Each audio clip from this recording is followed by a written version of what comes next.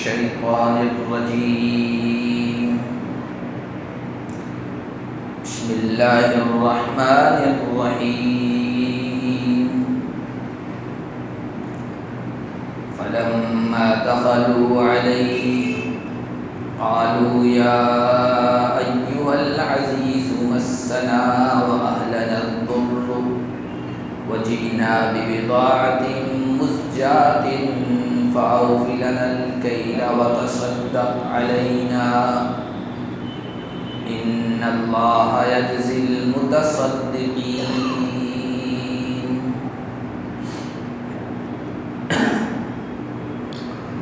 آج کے درس کا آغاز ہم اللہ کے فضل و کرم سے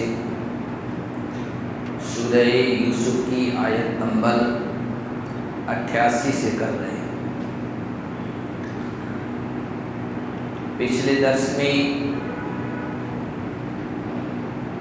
ہم یہاں تک پہنچے تھے کہ حضرت یعقوب علیہ السلام کے دوسرے بیٹے بنیامین کو چوری کے الزام میں مصر میں روک دیا گیا. بھائیوں نے جا کر اپنے والد کو اس کی خبر سنائی تو غم پر غم بڑھ گیا. یوسف کی جدائیگی کا غم اور پھر اس دوسرے بیٹے کی جدائیگی کا غم.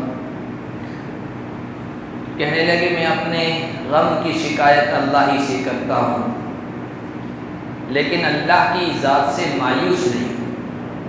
بیٹو جاؤ یوسف کو اور اس کے بھائی کو تلاش کرو، لانے کی کوشش کرو. اللہ کی رحمت سے مایوس نہ ہو، اس لیے کہ اللہ کی رحمت سے صرف کافر ہی مایوس ہو سکتا ہے، مومن نہیں. کافر اس لیے مایوس ہوتا ہے کہ اس کو اللہ کی ذات کا یقین نہیں ہوتا، قدرت کا یقین نہیں ہوتا. مومن کو اللہ کی ذات پر یقین ہوتا ہے، اللہ کی قدرت کو سمجھتا ہے، اللہ کی معرفت اچھی طرح سے جانکاری مومن کو حاصل ہوتی ہے اور اللہ کی حکمتوں اور مصلحتوں پر بھی اس کا ایمان ہوتا ہے. اس لیے اس کی زندگی میں حادثات آئیں، پریشانیاں آئیں، وہ گھبراتا نہیں. چٹانوں کی طرف، پہاڑوں کی طرف مضبوط حوادث پیش آئے اور سمندر کی موجوں کی طرف پریشانیاں کھڑی ہو جائیں، پھر بھی اللہ کی رحمت کا دامن اور امید کا دامن وہ نہیں چھوڑتا ہے. وہ کہتا میرا اللہ سب سے بڑا ہے. میں اگرچہ بندہ ہوں، عاجز ہوں، بے بس ہوں، لیکن میرا رب بے بس نہیں ہے. اللہ کی رحمت سے کبھی نہ مایوس، کبھی نا امید نہیں ہوتا ہے. حضرت یعقوب علیہ السلام کی پوری زندگی اٹھا کر دیکھ لیجیے. حالات پر حالات آ رہے ہیں، حوادث پر حوادث پیش آ رہے ہیں، ایک کے بعد ایک المناک دردناک واقعہ پیش آ رہا ہے، لیکن کہہ رہے ہیں اللہ کی رحمت سے مایوس. اب جو آیتیں آج ہم نے پڑھی یہ حضرت یوسف علیہ السلام کے اس واقعے کی آخری کڑی. بھائی غلہ لے کے اپنے وطن گئے ہیں، وہ غلہ ختم ہونے کو ہے، زبردست قحط سالی اکال پڑا ہوا ہے اور غلہ لینے کے لیے جو پونجی ہے، سرمایہ ہے یا جو پیسے ہیں وہ ایک تو کم ہیں، اس پر مزید یہ کہ اس میں نقص سے کمی ہے. پہلے جو سکے ہوا کرتے تھے، کھوٹ والے بھی ہوا کرتے تھے، کھوٹ والا جو پیسہ تھا یا جو سکے تھے، پونجی تھی، وہ رہ گئی تھی. چنانچہ پھر انہوں نے ارادہ کیا کہ مصر کا جو حکمراں ہے، ذمہ دار ہے، ہم پچھلی مرتبہ تجربہ کر چکے ہیں، بڑا مہربان ہے، اور دوبارہ چلتے ہیں. اب جب دوبارہ آئے ہیں اللہ اس کو بیان کر رہا ہے. فلما دخلوا علیہ، جب وہ ان کے پاس یعنی یوسف کے پاس آئے. اب یہ نہیں جانتے کہ یوسف ہے، یہ ہمارا بھائی ہے. کہنے لگے یا ایھا العزیز مسنا واہلنا الضر، بڑی تکلیف پہنچی ہم کو، ہمارے گھر والوں کو، رشتہ داروں کو. تنگی میں ہیں، پریشانی میں ہیں، فقر و فاقہ ہے، مزید قحط سالی پڑی ہوئی ہے. وجئنا ببضاعۃ مزجاۃ، اور ہم کھوٹے سکے لے کے آئے، کھوٹی پونجی لے کے آئے ہیں. فَأَوْفِ لَنَا الْكَيْلَ، ہماری پونجی کی طرف مت دیکھیے، پریشانی کی طرف دیکھیے، حالات کی طرف دیکھیے اور پورا پورا ناپ کر دیجئے۔ جس طرح پہلی مرتبہ مہربانی فرمائی تھی، اس مرتبہ بھی اسی طرح زیادہ دیں ہمیں۔ وَتَصَدَّقْ عَلَيْنَا، کچھ زیادہ دیں۔ صدقہ خیرات کا ترجمہ بھی کیا ہے، لیکن نبیوں کی اولاد صدقہ خیرات نہیں لیتی ہے، تو تصدق کا مطلب تفضل علینا، ہم پر مزید مہربانی فرمائیں، خصوصی کرم فرمائیں، زیادہ دیں۔ ان اللہ یجزی المتصدقین، اللہ آپ کا بھلا کرے، اللہ بھلا کرنے والوں کو بہترین بدلہ دیا کرتا ہے، آپ ہم پر مہربانی فرمائیں۔ یہ حالات جب بھائیوں نے بیان کیے نا، تو بھائی تو بھائی ہوتا ہے۔ وہ یوسف جو ابھی تک کسی کو بتا نہیں پائے تھے، بتایا نہیں تھا کہ میں یوسف ہوں، اس سے پہلے سفر کر چکے، اور یہ نہیں کہا تھا کہ یہ جو تخت پہ بیٹھا ہے مملکت مصر کا بادشاہ یا حکمراں ذمہ دار بنا ہوا یہی یوسف ہے، لیکن یہ حالات سنیں نا اپنے گھر والوں کے، بھائی خون تو خون ہوتا ہے، پگھل گئے اندر سے، اب کھل پڑے۔ قال هل علمتم ما فعلتم بيوسف واخيه اذ انتم جاهلون، تمہیں پتہ ہے جو کچھ تم نے یوسف اور اس کے بھائی کے ساتھ کیا جبکہ تم نادان تھے۔ جب یہ سوال کیا نا، اب تھوڑا ان کا ماتھا ٹھنکا، یہ کیوں کہتے ہیں؟ ان کو یوسف کے بارے میں کیا پتا؟ یوسف تو وہ کنویں میں ڈال دیے گئے، ختم کر دیے گئے، نام و نشان مٹ گیا، ان کو کیسے پتا تھا یہ ساری اسٹوری کا، ساری کہانی کا؟ عجب یہ سوال کیا یوسف کو جانتے ہیں ان کے بھائی کے ساتھ جو تم نے شروع کیا؟ تو اب انہوں نے غور سے دیکھا، حضرت یوسف علیہ السلام کا چہرے کو پڑھا، آواز کو پرکھا، تو یوں تھوڑا سا محسوس ہوا لگتا ہے یہی یوسف۔ لیکن حضرت یوسف علیہ السلام کے اخلاق دیکھیے، حضرت یوسف علیہ السلام کا دل دیکھیے، حوصلہ دیکھیے، بھائیوں کی ساری پلاننگ، ساری سازشیں ان کو پتہ ہے کیا کیا انہوں نے، اور پھر باپ کے سامنے کس طرح پیش کیا ہے۔ لیکن کہہ رہے ہیں تم نے یوسف اور اس کے بھائی کے ساتھ جو معاملہ کیا، جو رویہ اپنایا، جبکہ تم نادان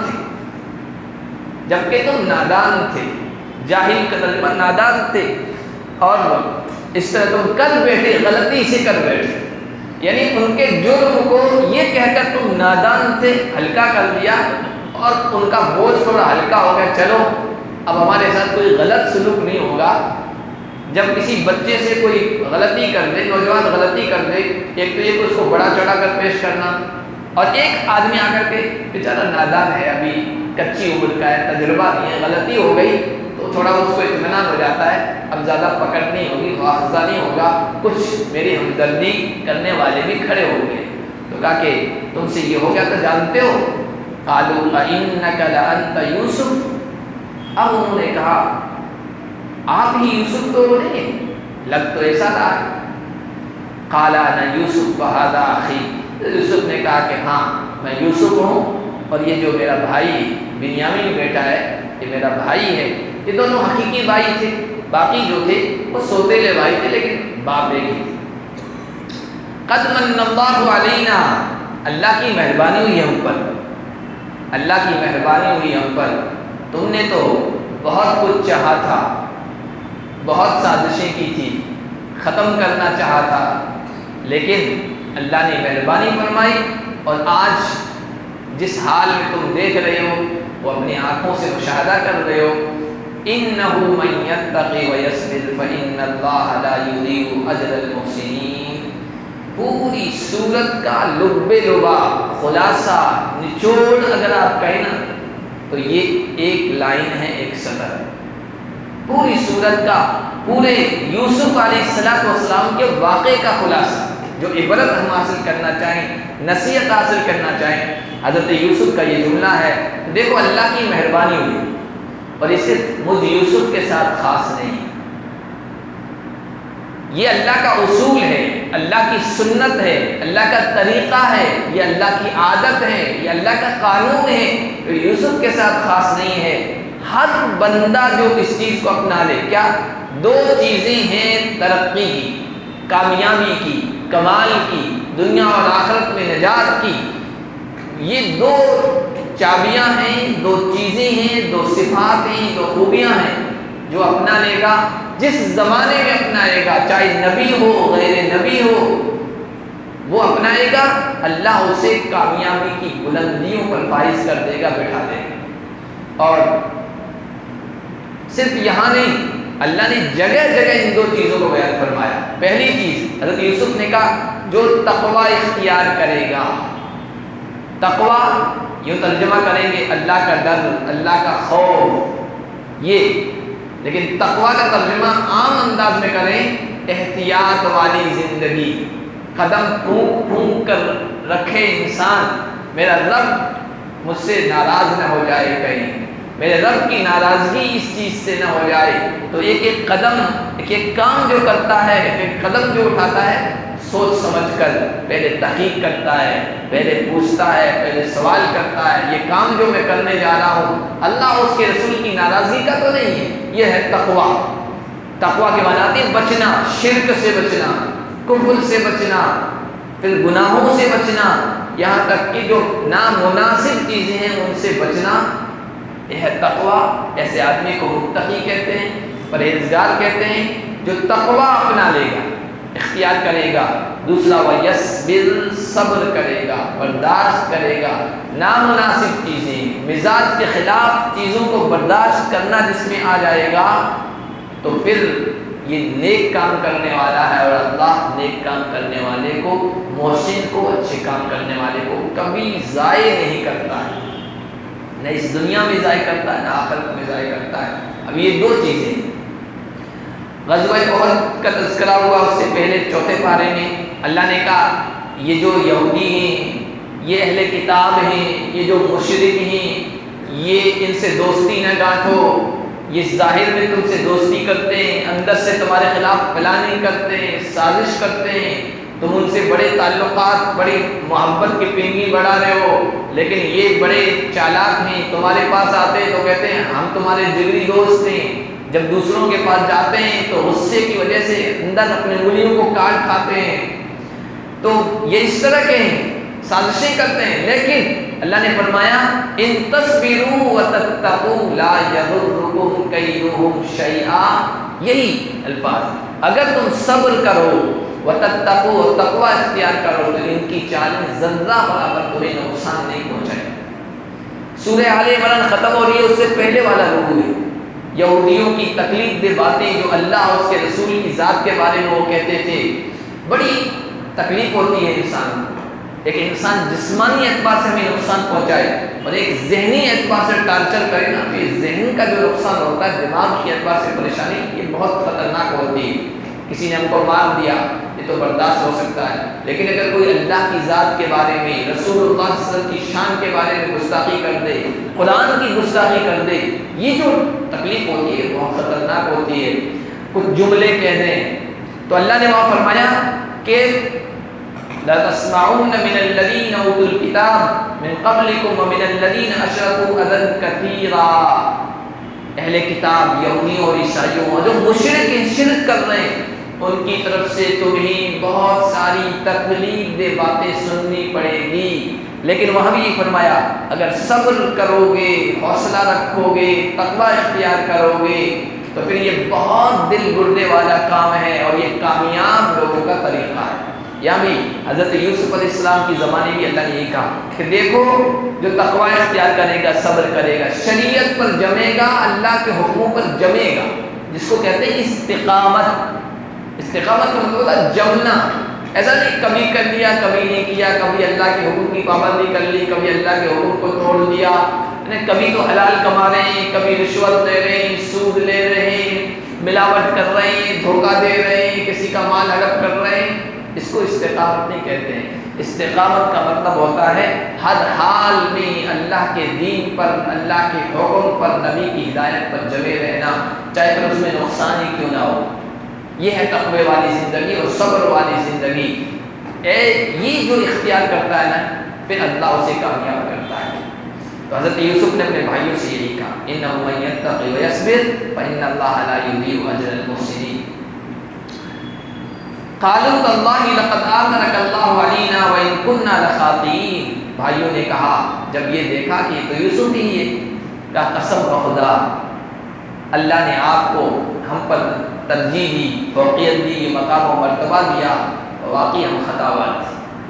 اپنی خطاؤں کا اور اپنی لغزشوں کا اعتراف کر لیا، اور جو آدمی جرم کا اعتراف کر لے، ندامت کا اظہار کر دے، شرمندگی کا اظہار کر دے، تو پھر یوسف تو نبی تھے اور نبیوں کا تو دل گردہ ہوتا ہے، وہ فوراً معاف کر دیتے، کوئی ملامت نہیں، پچھلی کہانی یاد دلانا نہیں، کچھ بھی نہیں، ہو گیا جو سو ہو گیا، اب لا تثریب علیکم اليوم، آج تم پر کوئی ملامت نہیں ہے، ڈانٹ پھٹکار نہیں ہے۔ عام طور پر ایسا ہوتا ہے جو بندہ ہمیں ستاتا ہے، پریشان کرتا ہے، رکاوٹیں کھڑی کرتا ہے، بغض رکھتا ہے، نفرت کرتا ہے، ہر طرح سے گرانے کی کوشش کرتا ہے، لیکن اللہ کے فضل مہربانی ہوتی ہے، ہم ترقی کرتے جاتے ہیں اور اللہ اس پر حالات لے آتا ہے، وہ مجبور ہو کر ہمارے پاس آتا ہے، تو ہم کہتے ہیں ہم تو پہلے ہی کہہ رہے تھے یہ سب مت کرو، اتنا تو کہتے ہیں آگے نا، آخر آنا پڑا، یہ ملامت کی بات ہوتی ہے۔ لیکن نبیوں والے اخلاق یہ بتاتے ہیں جو بندہ جرم کا اعتراف کر لے پھر اس کو ملامت نہیں کرنی چاہیے، اس کو شرمندہ نہیں کرنا چاہیے۔ حضرت یوسف نے کہا آپ تم پر کوئی ملامت نہیں ہے، میں معاف کرتا ہوں، یغفر اللہ لکم، اور اللہ سے دعا کرتا ہوں اللہ بھی تمہیں بخش دے، اللہ بھی تمہاری مغفرت فرمائے، وہ تو بڑا رحم الراحمین ہے، بڑا رحم کرنے والا ہے۔ حضرت یوسف علیہ السلام کے قصے میں اور حضور علیہ السلام کے قصے میں بڑی مماثلت ہے، سملرٹی ہے، مشابہت بہت ہے، اسی لیے پوری سورہ یوسف اللہ کے نبی صلی اللہ علیہ وسلم پر نازل فرمائی تسلی کے لیے۔ آپ کے بھائی قریش کے لوگ آپ کے ساتھ جو سلوک کر رہے ہیں، آپ کو قتل کرنا چاہ رہے ہیں، آپ کے خلاف سازشیں کر رہے ہیں، آپ کو ستا رہے ہیں، گھبرائیے نہیں، میرے ایک بندے اور بھی ایسے گزرے ہیں آپ کے بھائی یوسف، ان کے ساتھ بھی ان کے بھائیوں نے یہی معاملہ کیا تھا، یہ کرنا چاہتا، گرانا چاہتا، ختم کرنا چاہتا، ذلیل کرنا چاہتا، لیکن ہم نے طے کر لیا تھا ان کو عزت کی بلندیوں پر پہنچانا ہے، آپ کو بھی ہم پہنچائیں گے۔ اور اللہ کا کرنا ایسا ہوا، مکہ میں سب کچھ جو کرنا تھا مکہ کے لوگوں نے کیا، مکہ چھوڑنے پر مجبور کیا۔ اللہ کے نبی دنیا کی کسی چیز کو چھوڑنے پر روئے اور نہیں، اپنا وطن چھوڑ رہے ہیں، کعبہ چھوڑ رہے ہیں نا، جا رہے ہیں ہجرت کرتے ہوئے، تھوڑی دور گئے نا، کعبہ نگاہوں سے اوجھل ہونے والا تھا، وہاں پیچھے مڑ کے دیکھا ہے، آنکھوں میں آنسو ہیں، رو رہے ہیں اور کہہ رہے ہیں یا بیت اللہ یا کعبۃ اللہ لولا ان قومی اخرجونی ما ترکت جبارکی، اے بیت اللہ، اے کعبۃ اللہ، اللہ کے گھر، اگر میری قوم تجھے چھوڑنے پر مجھے مجبور نہ کرتی تو میں تیرا پڑوس کبھی نہیں چھوڑتا۔ رو رہے جا رہے ہیں۔ آگے جب وہاں دو راستے آئے، ایک راستے کو اختیار کرنا تھا مدینے کی جانب، وہاں حضور کو پھر اپنا شہر یاد آیا، وہاں پر یہ آیتیں نازل ہوئی جو 20ویں پارے میں آئے گی، لَغَادُّكَ إِلَىٰ مَعَادٍ، اے نبی اللہ آپ کو یہاں واپس لے آئے، اب گھبرائیے نہیں۔ اور پھر اللہ لے آیا سن 8 ہجری میں فاتحانہ شان کے ساتھ، محمد رسول اللہ صلی اللہ علیہ وسلم مکے میں داخل ہوئے ہیں، مکہ فتح ہوا ہے، بڑے بڑے چودھری، ظلم و ستم کرنے والے، ستانے والے، صحابہ کو قتل کرنے والے، شہید کرنے والے، آپ کی بیٹیوں کو تکلیف پہنچانے والے، آپ کے چچا کو شہید کرنے والے، سارے لوگ کعبہ کے صحن میں کھڑے ہیں۔ ابو سفیان جس نے ہر جنگ میں قیادت کی، کمان کیا اور آپ کے خلاف سازشیں کرتے رہے، بڑے بڑے چودھری سب موجود ہیں، صحن مکہ بیت اللہ بھرا ہوا ہے۔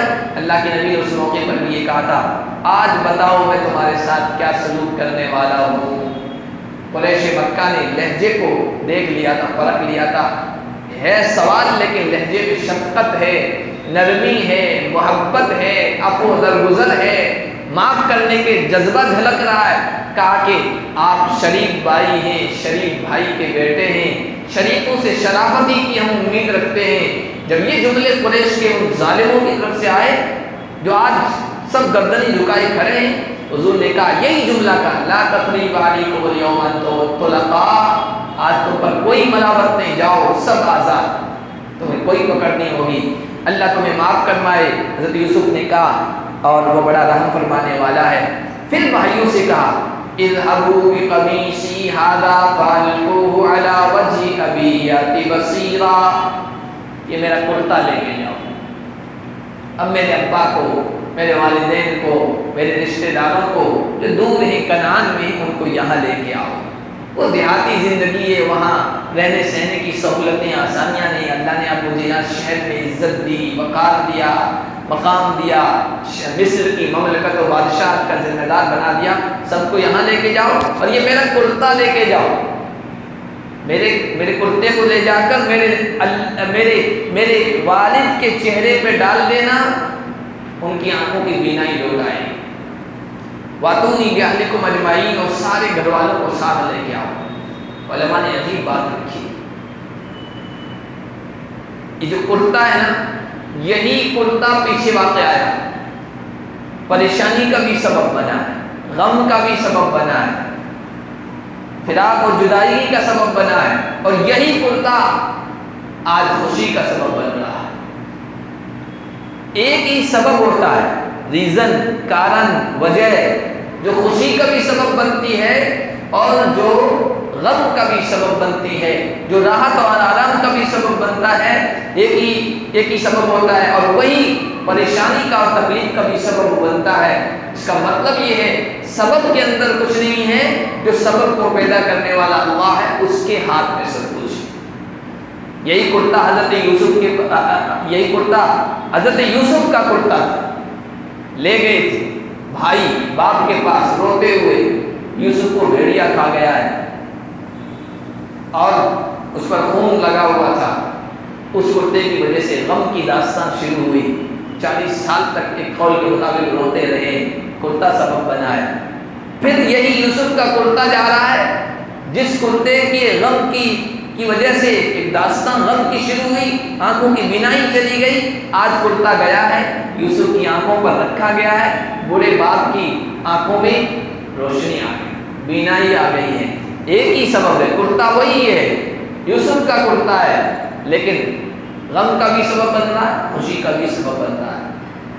خواب ہے، خواب ہے، یوسف کا خواب ہے، خوشی کا بھی سبب بن رہا ہے۔ ایک اور خواب ہے، وہ غم کا بھی سبب بن رہا ہے۔ خواب دیکھا، سورج و چاند ہیں، ستارے ہیں، مجھے سجدہ کر رہے ہیں، بیان کر دیا، وہ خواب کیا بن گیا؟ حضرت یوسف علیہ السلام کی پریشانی کا سبب بن گیا۔ پھر بادشاہ مصر خواب دیکھتا ہے، 7 موٹی تکڑی گائے ہیں، 7 پتلی گائے ہیں، 7 بالیاں ہیں، اس طرح وہ کھا رہی ہیں، خواب کی تعبیر بتاؤ، درباری لوگ بتا نہیں پاتے ہیں۔ وہ کوئی کہتا ہے کہ وہ جیل میں ایک بندہ ہے جو اس فن میں مہارت رکھتا ہے، جیل میں حضرت یوسف سے پوچھا گیا، خواب کی تعبیر بتائی، بادشاہ خوش ہو گیا، یہ خواب ہے جو حضرت یوسف کی پریشانیوں کے خاتمے کا سبب بنا، اور اس خواب نے حضرت یوسف کو مصر کے تخت پہ بٹھا دیا۔ حضرت موسیٰ علیہ السلام پیدا ہوئے ہیں، والدہ سے کہا گیا پانی میں ڈال دو ان کو، پانی میں ڈال دیا اور پریشان ہو رہی، پتہ نہیں بچے کا کیا ہوگا۔ پانی ہے نا سبب، غم پریشانی کا سبب بن گیا۔ یہی موسیٰ بڑے ہوتے ہیں، پرورش پاتے ہیں، نبی بنتے ہیں، اور پھر اپنی پوری قوم کو لے کر جاتے ہیں، آگے پانی ہے، سمندر کا پانی ہے، ان کے لیے نجات کا سبب بن گیا، خوشی کا سبب بن گیا۔ اس لیے علماء نے لکھا سبب اختیار کرو، سبب کمانے کا، ترقی کا، آگے بڑھنے کا، لیکن سبب پر نگاہ مت رکھو، سبب کے پیدا کرنے والے پر نگاہ رکھو۔ اس لیے کہ آپ تو سمجھ رہے میں خوشی کا سبب اختیار کر رہا ہوں، وہ خوشی کے نقشوں میں غم پیدا کر دے گا، وہ کامیابی کے نقشوں میں ناکامی پیدا کر دے گا، اور اس پر نگاہ ہوگی نہ تو پھر ناکامی کے سبب میں وہ کامیابی پیدا کر دے گا۔ بظاہر غم کا کوئی سبب ہوگا، وہ خوشی اس کے اندر سے نکال دے گا۔ سب کو لے کے آؤ۔ وَلَمَّا فَصَلَتِ الْعِيرُ قَالَ أَبُوهُمْ إِنِّي لَأَجِدُ رِيحَ يُوسُفَ۔ یہاں سے قافلہ چلا، پورے تقریباً 90 کے قریب افراد تھے، پوری فیملی کے، پورا گھرانہ یہاں سے چلا ہے، کنعان سے مصر کی طرف ابھی روانہ ہوا ہے۔ بوڑھے ابا کہنے لگے مجھے تو یوسف، اچھا ادھر سے چلا ہے لینے کے لیے، مصر سے چلا ہے لینے کے لیے، کنعان جا رہا ہے، حضرت یوسف کی طرف سے لوگ جا رہے ہیں وہاں لینے کے لیے بھائی، اور ادھر جو گھر میں لوگ تھے نا بوڑھے میاں نابینا ہیں، اندھے ہیں، چپ چاپ بیٹھے ہیں، اچانک کہنے لگے مجھے تو یوسف کے کرتے کی خوشبو آ رہی ہے، انی لاجد ریح یوسف لولا ان تفندون۔ اگر تم یہ نہ کہو نا کہ بوڑھا بہک گیا ہے، عمر زیادہ ہوگی، پتہ نہیں، یہ پرانا جو غم ہے یوسف کا اور اس کے کرتے کی جو خوشبو دماغ میں رچ بس گئی ہے، وہی خوشبو ان کو محسوس ہو رہی ہے۔ یوسف کہاں، اتنے سال ہو گئے، ختم، بہک گیا بوڑھا۔ اگر یہ نہ کہو نا تو میرے بیٹوں، میرے پوتوں، میرے خاندان والوں، میں تمہیں عجیب بات بتاؤں، یوسف کے کرتے کی خوشبو محسوس ہو رہی ہے۔ کہنے لگے قسم بخدا تم ابھی پرانی بھولوں میں ہو، کوئی پرانی یادوں میں ہو، وہی دماغ میں تمہارے خوشبو رچی بسی ہے، وہی تم محسوس کر رہے۔ عجیب بات ہے، دیکھیے اللہ کے نبی، اللہ کے پیغمبر، اللہ کے رسول، اللہ کے نیک بندے سب کچھ نہیں جانتے، سب کچھ جاننے والا صرف اللہ ہے، غیب کی باتیں، پوشیدہ باتیں جاننے والا صرف اور صرف اللہ۔ ہاں نبیوں کو اللہ بتاتے ہیں، خبردار کرتے ہیں، ہمارے آقا محمد مصطفیٰ صلی اللہ علیہ وسلم کو قیامت تک کے حالات بتائے، جتنے بتائے امت کے سامنے رکھے، حضور نے بتایا ایسے ایسے فتنے پیش آئیں گے، دجال کا فتنہ، قیامت کے قریب یاجوج ماجوج کا فتنہ، پھر حضرت عیسیٰ آئیں گے، امام مہدی آئیں گے، ایسی حکومت قائم ہوگی۔ یہ سب مستقبل کی باتیں تھی، فیوچر کی باتیں تھی، اور ہزاروں سال بعد پیش آنے والی ہے، لیکن اللہ کے نبی نے بتا دی۔ کیوں؟ اللہ نے بتا دیا تھا۔ حضرت یوسف کے والد حضرت یعقوب وہاں مصر سے چل رہا ہے قافلہ، خوشبو محسوس کر رہے تھے۔ گھر کے پاس بھائیوں نے 40 سال پہلے کنویں کے اندر یوسف کو ڈال دیا تھا، ایک رات ایک دن اسی میں رہے، پریشان ہو رہے، پتہ نہیں چلا، وہاں تو خوشبو محسوس نہیں ہوئی، 40 سال بعد کیسے خوشبو محسوس ہو گئی؟ پتہ یہ چلا اللہ ہی کو سب کچھ پتہ ہوتا ہے، اللہ جب بتاتا ہے تو نبیوں پر بھی چیزیں کھل جایا کرتی ہے۔ شیخ سعدی رحمۃ اللہ علیہ ایک بزرگ گزرے، ان کی کتابیں فارسی کی ہمارے سلیبس میں، مدرسوں کے سلیبس میں، نصاب میں داخل ہیں۔ حضرت آپ کے امام صاحب فارسی کے بڑے ماہر ہیں، ان سے کبھی اشعار سن لینا۔ تو شیخ سعدی رحمۃ اللہ علیہ نے اس واقعے کو بیان کیا ہے کہ اس اشعار کے انداز میں کسے پرسید ازاں گم کردہ فرزن، اے روشن ہر پیر خرد من، کسی نے پوچھا اس بوڑھے میاں سے جس کا بیٹا گم ہو گیا تھا کہ اے دل کے روشن بوڑھے میاں، چرا در چاہ کناش زمسرس بوئے پیراہن شنیدی، چرا در چاہ کنعانش ندیدی، مصر سے کرتا چلا ہے اتنا دور سے، اور تم اس کے خوشبو کی اور اس کے پیراہن کی، کرتے کی خوشبو کی محسوس کر رہے ہو۔ پاس میں، گھر کے پاس میں کنویں میں وہی یوسف کرتے کے ساتھ اندر ڈال دیے گئے تھے، وہاں تم نے دیکھا نہ خوشبو محسوس کی۔ بگفتا احوال من زبرق جہانس، دم پیدا و دیگر دم نہانس۔ تو یوسف علیہ السلام نے کہا ہم نبیوں کا معاملہ بجلی کی طرح ہوتا ہے، بجلی چمکتی ہے، تھوڑی دیر کے لیے چمکتی ہے، لیکن پوری کائنات کو روشن کر دیتی ہے، ایک ایک چیز نظر آ جاتی ہے۔ بجلی چمکی، ایک تنکا نظر آنے لگا اور ختم ہوئی، پھر وہی اندھیرا چھا جاتا ہے۔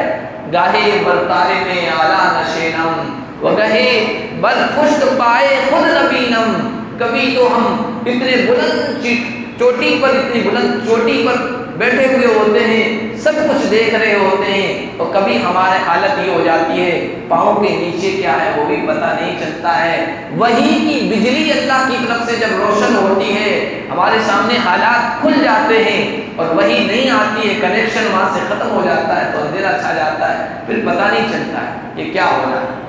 تو اللہ کے پیغمبر جو ہوتے ہیں، اللہ کے بندے ہوتے ہیں نا، ان کے ساتھ معجزات کا جو معاملہ ہوتا ہے اللہ کی طرف سے ہوتا ہے، اور اللہ جب چاہتا ہے دکھا دیتا ہے اس طرح، نہیں چاہ تو پاس میں گھر میں کنعان کے پاس پڑے تھے، نہیں پتہ چلا، لیکن جب پتہ چلا تو دور سے خوشبو محسوس ہو گئی۔ فلما جاء البشیر والقاه على وجهه فارتد بصيرا، جب خوشخبری سنانے والا آیا، ان کے چہرے پر لا کر کرتا ڈال دیا، اور فوراً آنکھوں کی بینائی لوٹ آئی۔ اللہ کے نیک بندوں کے جسموں سے جو چیزیں ٹچ کر جاتی ہیں نا ان میں برکتیں ہوتی ہیں، خیر ہوتا ہے۔ تبرک جسے کہتے ہیں، تبرک یہ حق ہے، برحق ہے۔ اللہ کے نیک بندوں کے آنے کی وجہ سے بھی خیر اور برکت کے فیصلے ہوتے ہیں۔ اللہ کے بندے آتے ہیں، علماء آتے ہیں، نیک آتے ہیں، صالحین آتے ہیں، ان کی وجہ سے بھی خیر و برکت ہوتی ہے، اور ان کے جسموں سے تعلق رکھنے والی چیزوں میں بھی اللہ برکت رکھتے ہیں۔ نبی علیہ السلام کے کتنی چیزوں کے بارے میں حدیثوں میں آیا، بال کی وجہ سے برکت، آپ کے لعاب کی وجہ سے برکت، آپ کے کرتے کی وجہ سے برکت، نہ جانے کتنی کتنی چیزوں کی وجہ سے برکتیں ہوئی ہے، اسی کو تبرک کہتے ہیں۔ تو یہ کوئی غلط چیز نہیں ہے، اس لیے کہ جو بندہ کبھی گناہ نہیں کرتا ہے، جس نے نہ جسم سے کوئی گناہ کیا، نہ اس کے کپڑے گنہگار جسم سے ملوث ہوئے، ان میں برکت ہی برکت ہوتی ہے۔ تو اس کرتے میں بھی حضرت برکت تھی، آنکھوں کی بینائی لوٹ آئی۔ جب یہ ہوا دیکھنے لگ گئے بوڑھے میاں، کہنے لگے کہا تھا نا میں نے، الم اقل لکم انی اعلم من اللہ ما لا تعلمون، میں اللہ کی طرف سے وہ باتیں جانتا ہوں جو تم نہیں جانتے ہو۔ اب جب سب حقیقت کھل گئی، بھائیوں نے وہاں پر بھی حضرت یوسف کے سامنے بھی اپنے جرم کا اعتراف کیا، والد کے سامنے بھی جرم کا اعتراف کر لیا کہ آپ کے غم، حزن، پریشانی کا سبب ہم بنے تھے، تو آپ ہمارے لیے معافی مانگی، اللہ سے مغفرت کی دعا کر دیجیے خصوصی طور پر۔ تو چونکہ وقت ہو چکا ہے، انشاءاللہ اگلے درس میں ہم پڑھیں گے۔ اللہ پاک ہم سب کو قرآن کی ہدایات کے مطابق زندگی بسر کرنے کی توفیق عطا فرمائے۔ ہاں جی، یہ جی اعلان کا، ہاں 4 تاریخ کو ہمارے یہاں ایک بہت بڑے بزرگ عالم دین، بڑے اسلامی اسکالر ہیں،